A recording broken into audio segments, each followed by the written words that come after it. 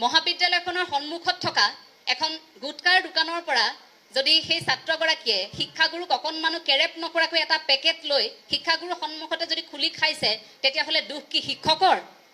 যদি সেই শিক্ষাগুৰুগৰাকীৰ সন্মুখেৰে ছাত্ৰীগৰাকী পাৰ হৈ গৈছে, বিনা দ্বিধাই চিগাৰেট এটা উলিয়াই সেই চিগাৰেটটো ফুপি গৈছে, তেতিয়া কি দুখ শিক্ষকৰ?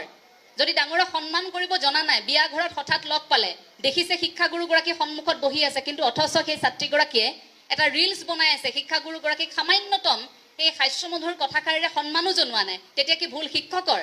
যদি সকলোখিনি দায়িত্ব শিক্ষকেই ল'ব লাগে, তেন্তে এই যে আমাৰ আত্মীয়তাবোৰ আছে, আমাৰ যে পৰিয়ালৰ মা দেউতা, পেহা পেহী, জেঠাই জেঠু, এই যে সম্পৰ্কবোৰ আছে, মাহী মহা, এই যে সম্পৰ্কবোৰ আছে, এই ব্যক্তিসকল কিয় আছে আমাৰ জীৱনত?